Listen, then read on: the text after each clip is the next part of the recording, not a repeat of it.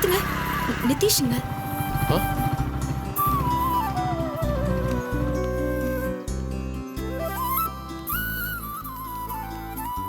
என்ன நிதிஷ், வண்டியில் ஏதாவது ப்ராப்ளமா? ஆமாங்க. நான் வேணா மெக்கானிக்கு ஃபோன் பண்ணி வர சொல்லட்டுமா? இல்லை வேணாங்க. இல்லை நிதிஷ், எனக்கு தெரிஞ்ச மெக்கானிக் பக்கத்தில் ஷெட் வச்சிருக்காரு. ஃபோன் பண்ணி வர சொன்னா உடனே வந்து ரிப்பேர் பண்ணி கொடுத்துட்டு போயிடுவார். இல்லை வேணாங்க, சர்வீஸ் ஸ்டேஷன் ஃபோன் பண்ணிக்க, அவங்க வந்து பார்த்துப்பாங்க. என்ன நிதிஷ், என் மேலே கோவமா? சாச்சா, உங்கள் மேலே கோவப்பட நான் யாருங்க? எனக்கு யார் மேலேயும் கோவம் இல்லை. இல்லை நிதிஷ், நீங்கள் கோவமாக தான் இருக்கீங்க. உங்கள் முகத்தை பார்த்தாலும் நல்லா தெரியுது. நீங்க கோவப்படுற அளவுக்கு நாங்க எந்த தப்பும் பண்ணலையே. ஏன் இப்படி முகம் கொடுக்காம பேசுறீங்க? சாரி சிஸ்டர், எனக்கு யாரோட பேச பிடிக்கல. பேசுகிற மூட்லேயே நான் இல்லை. ஏன் இப்படி பேசுறீங்க?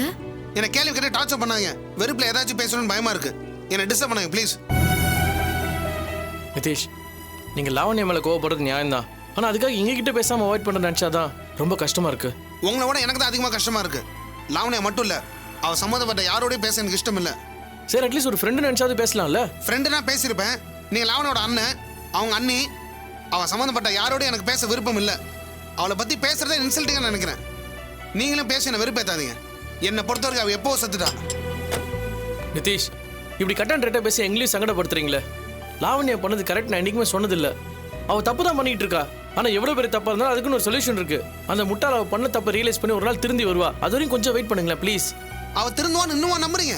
அவள் செத்தாலும் திருந்த மாட்டா. அவளோட தேவை புருஷன் இல்லை, பணம். அதுக்காக அவள் என்ன வேணா பண்ணுவா. ஐயோ நிதிஷ், அவன் அம்மா பேச்சுக்கிட்டு இப்படி ஆடிக்கிட்டு இருக்கா.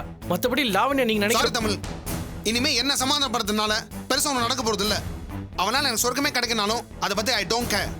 அவளோட வாழ போறதுன்னு முடிவு பண்ணிட்டேன். அதுக்கப்புறம் எதுக்கு அவளை பத்தி பேசிக்கிட்டு? நிதிஷ், கோவத்துல எடுக்கிற முடிவு தப்பா தான் இருக்கும். நீங்க கொஞ்சம் பொறுமையா இருந்தீங்கன்னா. லாவண்யா மாதிரி ஒருத்தர் கல்யாணம் பண்ணி எப்படிங்க பொறுமையா இருக்கிறது? அம்மா பொண்ணு எப்படி மரியாதை இல்லாம நடந்துக்கிறாங்க தெரியுங்களா? என்ன மாப்பிள்ளை நடத்துவனா? அட்லீஸ்ட் ஒரு மனுஷனை மதிக்கலாம்ல? நீ வா போன்னு மரியாதை எல்லாம் பேசி நாய் வரட்டுமா வெட்டி எடுக்கிறாங்க. அப்படிப்பட்ட ஒருத்தோட வாழ்றத நான் அவமானமா நினைக்கிறேன். என்னாச்சு, திரும்ப ஏதாவது பிரச்சனை பண்ணாலா? பிரச்சனை பண்றதா நான் வேலையே, அதானே அவ கேரக்டர். சரி, என்ன பண்ணான்னு சொல்லுங்க. என்னோட வைஃப்ங்கிற நம்பிக்கையில அவகிட்ட பிளாங்க் செக்ல கையெழுத்து போட்டு கொடுத்துருந்தேன். அவ என்ன பண்ண தெரியல, எங்களுக்கே தெரியாம 10 லட்சத்தை அக்கௌண்ட்ல இருந்து எடுத்திருக்கா. 10 லட்ச ரூபா பணம் எடுத்துட்டாளா? ஆமாங்க. கேட்ட திமிரா பேசுற. டைவர்ஸ் பண்ணா காம்பன்சேஷன் தருவல்ல, அதுல கழிச்சுக்கோன்னு சொல்லி கண்டுபிடி பேசி வெறுப்பேத்துறா. இவ்வளவு நேரம் போட்டோ எடுத்து எப்படிங்க வாழ்றது? ஐயோ, பிரச்சனை பண்ணிட்டு இருக்காளே, அவளை எப்படி திருத்ததுன்னு எனக்கு தெரியல. சத்தியமா சொல்ற தமிழ், அவ திருந்த மாட்டா. அப்படியே அவ திருந்தனாலும் அவளோட சேர்ந்து நான் வாழ போறது இல்ல. சட்டப்படி கோர்ட் மூலமா எல்லாத்துக்கும் ஒரு முடிவு கட்டுறேன். அவளை டைவர்ஸ் பண்ற தவிர எனக்கு வேற வழியே கிடையாது. ஐயோ நிதிஷ், அவசரப்படாதீங்க. டைவர்ஸ் எந்த விதத்திலயும் தீர்வாகாது. உங்களுக்குள்ள இருக்கிற பிரச்சனை தீர்க்க வேற ஏதாவது வழி இருக்கான்னு யோசிங்க. இருக்குங்க. அவளோட பிரச்சனை முடிவு கொண்டு வரணும்னா 2 வழிதான் இருக்கு. 1, கோர்ட் மூலமா டைவர்ஸ் வாங்குறது. 2வது, அவளை கொலை பண்ணிட்டு நான் ஜெயிலுக்கு போறது. இந்த 2ல எது பெஸ்ட் நீங்களே முடிவு சொல்லுங்க. நிதிஷ், இப்படி உணர்ச்சி வசப்பட்டு பேசினா எனக்கு என்ன சொல்றதுன்னே தெரியல. நீங்க உங்க கோவத்தை மட்டும் தான் பெருசா நினைக்கிறீங்க. நீங்களோ லாவண்யாவோ பொறுக்க போற குழந்தை பத்தி கொஞ்சமாவது யோசிச்சு பாத்தீங்களா? உங்க 2 பேரோட சண்டையில குழந்தையோட எதிர்காலம் தானே பாதிக்கும். சாரி சிஸ்டர், இந்த குழந்தை சென்டிமெண்ட்லாம் பேசி என்ன சமாதானம் பண்ண பார்க்காதீங்க. பிறக்க போற குழந்தைய வச்சு சொத்தை எப்படி அடையணுங்கிறதா அவளோட மாஸ்டர் பிளான். அதுக்கு ஐடியா கொடுக்குறது யார் தெரியுங்களா? அவரோட அம்மா.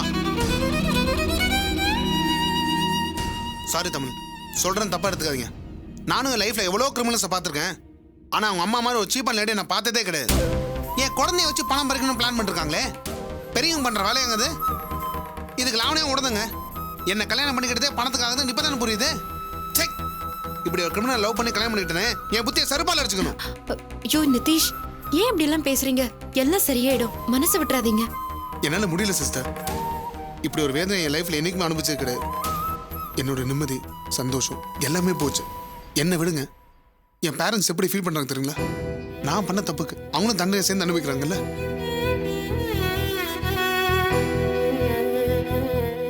அவளை லவ் பண்ணி கல்யாணம் பண்ண தவிர வேற என்னங்க பாவம் பண்ண? ஏன் இப்படி சித்திரவதை பண்ணிட்டு இருக்கா? நிதிஷ், உங்க வேதனை எனக்கு புரியுது. லாவண்யா எப்பவும் எப்படியே இருந்துட மாட்டாங்க. நிச்சயமா ஒரு நாள். சிஸ்டர், உங்களை கையெடுத்து கும்புறேன். இனிமே அவளை பத்தி பேசாதீங்க. எனக்கு நல்லது பண்ணணும்னு நினைச்சீங்கன்னா இந்த ஒரு உதவி மட்டும் பண்ணுங்க. இனிமே அவ பேச்சு எடுக்காதீங்க.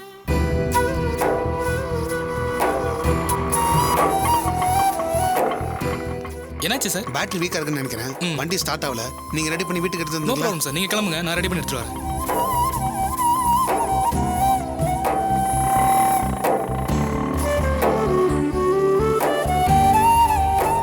மேடம், மேடம், வாப்பா. சொன்னதெல்லாம் வாங்கிட்டியா? வாங்கிட்டேன் மேடம். இந்தாங்க இதையும் வச்சுங்க. என்னப்பா இது? மீதி சில்லற வேணா காயினா கொடுன்னு இதான் கொடுப்பேன்னு அடம் பிடிக்கிறாங்க. சில்லற தட்டுப்போட காரணம் காட்டி பொருளை கஸ்டமர் தலையில கட்டுறாங்க. குறுக்கு வழியில சேல்ஸ் பண்றாங்க. சில்லறைக்கு பதிலா சக்கரை வியாதி வந்தவங்களுக்கும் சாக்லேட் தான் கொடுப்பேன்னு சொல்றது அநியாயம், அராஜகம். ஐயோ, ஏன்பா இவ்வளவு டென்ஷன் ஆகுற? இப்படி எல்லாம் டென்ஷன் ஆக கூடாது. சாக்லேட் கொடுத்தா வாங்கி வாயில போடுவே, அதை விட்டுட்டு இந்த அது நீயே சாப்பிடு. ஐயோ எனக்கு வேணாமா. ஏன்பா உனக்கும் சுகரா? மேடம், நேர்மையா நடக்கிறவனுக்கு மனசும் உடம்பு ஆரோக்கியமா இருக்கு மேடம். இந்த சாக்லேட் வாங்குறது கமிஷன் வாங்குறதுக்கு சமம். சம்பளத்தை தவிர கூடுதலா ₹1 கூட இந்த ஆனந்த் வாங்க மாட்டான். அது சாக்லேட்டா இருந்தாலும் சரி. போதும் நிறுத்துப்பா, உன் பிரசங்கத்தை நிறுத்து. இதுக்கு மேல என்னால கேட்க முடியாது. நர்சரியில இருந்து பூச்செடி எல்லாம் வந்திருக்கு. தொட்டில மண்ணை போட்டு பூச்செடி எல்லாம் நட்டுவே. போய் அந்த வேலையை பாரு. போப்பா. ஐயோ, அப்பப்பா.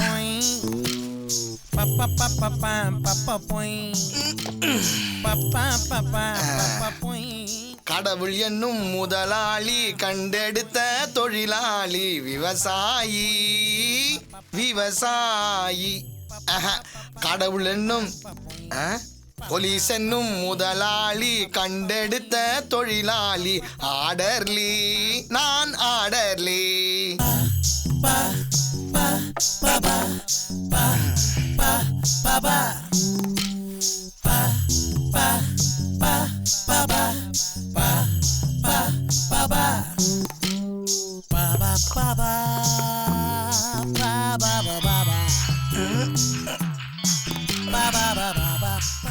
அடடே, டியூட்டி டைம் முடிஞ்சிச்சு. நாளைக்கு பார்த்துக்கலாம்.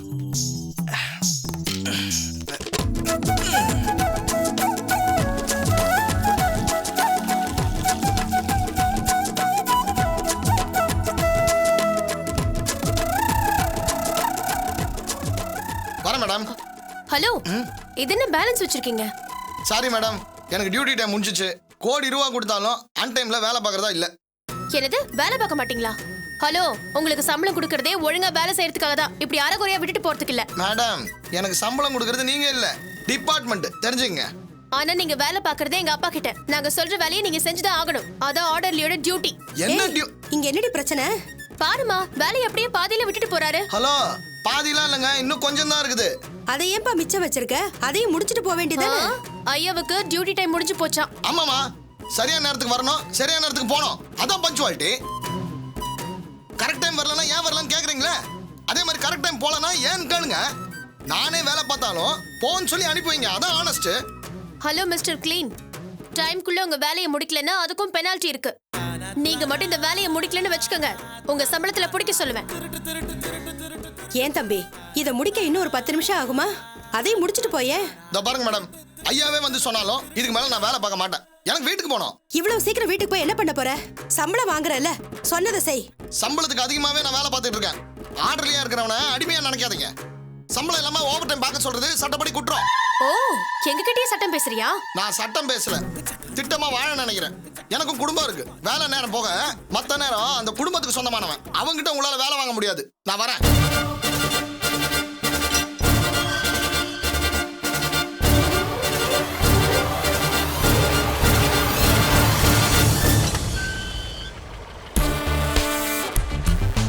வணக்கம் சார். எங்க என்ன பண்ணிட்டு இருக்கீங்க? புதுசா கூட்டிட்டு வந்தீங்களே ஒரு ஆர்டர்லி, அவன் ஓவரா சட்டம் பேசிட்டு போறான். தெரியுமே, அதனால தான் தண்டனையா இங்க டியூட்டியை போட்டிருக்கேன். இப்போ என்ன சொன்னான்? ஐயாவே சொன்னாலும் வேலை பார்க்க முடியாதுங்கறான். எது, வேலை பார்க்க மாட்டானா? டியூட்டி டைம் முடிஞ்சா போய்கிட்டே இருப்பாராம். ₹1,00,00,000 கொடுத்தாலும் வேலை பார்க்க மாட்டாராம். ஓஹோ, ரொம்ப ஓவரா தான் போயிட்டு இருக்கான். அவனை நாளைக்கு வச்சுக்கிறேன். ஏய் வாடி. அவனை என்ன போய் படிக்க சொல்றேன். எவ்வளோ அசிங்கமா இது. அப்படியே உனக்கு இருக்குடா, வந்து வச்சுக்கிறேன். என்னையவா படிக்க சொல்ற? அப்படின்னா இந்த ஆளு புள்ளைய பார்க்காம கைதி மாதிரி பார்க்குறான். மைக்கா விட்டுருக்காரு, செம்ம டக்கரா இருக்கிறாரு. ஹலோ பாஸ், ஏசி பையன் எஸ் ஆயிட்டானா? பாஸ் எழுதுங்க பாஸ். பாஸ் கண்ணை திறங்க பாஸ். ஓ ஓ, யாரா நீ? என் பேரு பாஸ். பாசு ரொம்ப முக்கியம்.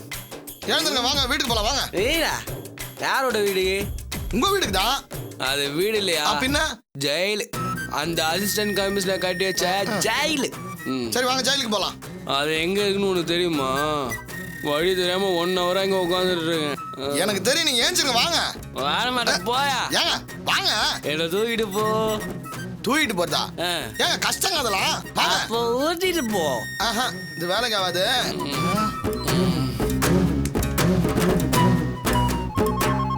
என்னங்க காஃபி? ஹலோ ஹலோ கமிஷனர் விடுங்களா? ஆமா சார் உங்க மயன் ரோட்ல மயங்கி கிடக்கா. எங்க விழுந்து கிடக்கா? இங்கதான் பக்கத்துல 4வது தெருல சார். சார் நான் வேணா கூட்டிட்டு வரட்டா? இல்ல நான் பாத்துக்கிறேன். ரொம்ப தேங்க்ஸ். என்னங்க ஆச்சு? உன் மகன் ரோட்ல மயங்கி விழுந்து கிடக்கானா? ஃபோன் பண்றாங்க. என்னங்க அவன் இப்படி பண்றான்? அவனை என்ன பண்றதுனே தெரியல. தினம் இப்படி டார்ச்சர் பண்ணிக்கிட்டே இருக்கான். ஜெயிலுக்கு கூட்டு வந்தீங்க. ஆமா, நானும் இந்த ஜெயில தான் வேலை பாக்குறேன். இறங்குங்க. வந்துட்டான், போய் பாரு போ.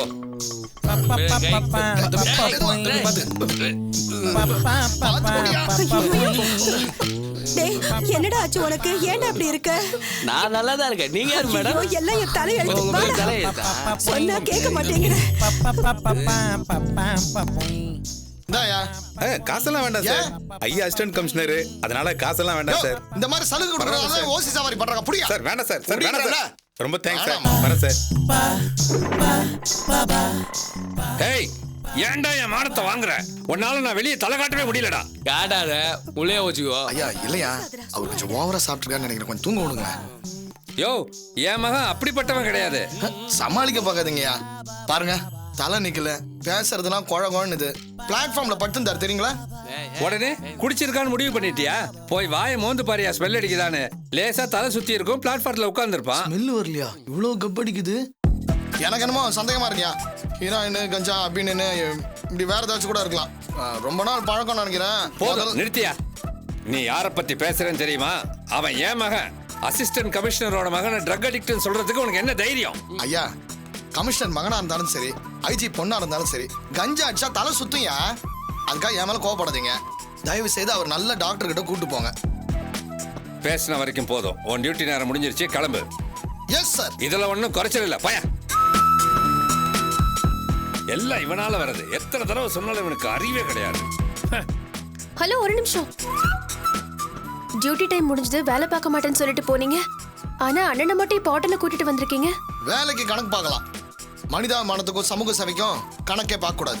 24 மணி நேரமும் உதவி செய்ய தயாரா இருக்கவன் தான் மனுஷன். நான் மனுஷன்.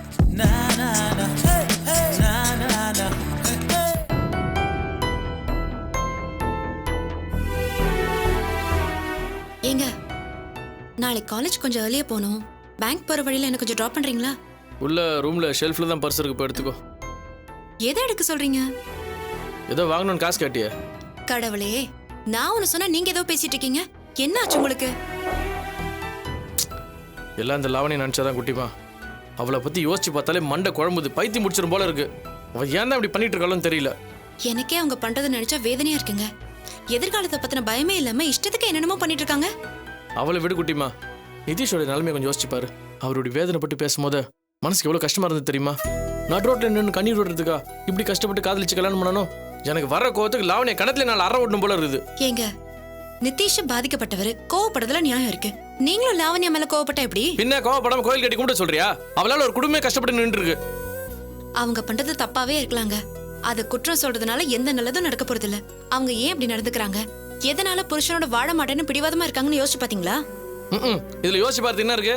அவதான் கொழுப்படுத்து போய் அம்மாவோட பேச்சு கேட்டு ஆட்டம் போட்டுக்கிட்டு இருக்கா. சும்மா கொழுப்பாததுன்னு நீங்க பாட்டுக்கு பொறுப்பு இல்லாம பேசிட்டு இருக்காதீங்க. நான் பொறுப்பெல்லாம் பேசிக்கிட்டு இருக்கேனா? என்னங்க எந்த பொண்ணும் தனக்கு கிடைச்ச நல்ல வாழ்க்கையை தூக்கி வச்சுட்டு போக மாட்டா. லாவண்யா அவங்க அம்மா வீட்டுக்கு வந்திருக்காங்கன்னா அவங்க மனசுல ஏதோ குறை இருக்கு. அது என்னன்னு தெரியுமா? அத பத்தி எப்பவாவது விசாரிச்சிருக்கீங்களா? எல்லாரும் சேர்ந்து லாவண்யாவை குறை சொல்றதுல எந்த நல்லதும் நடக்க போறது இல்ல. முதல்ல போன இடத்துல என்ன சிக்கல், அவங்களுக்குள்ள என்ன பிரச்சனைன்னு விசாரிங்க. நீ பேசுறது உனக்கு அநியாயமா தெரியல? நிதிஷ் ஃபேமிலி பத்தி உனக்கே நல்லா தெரியும்.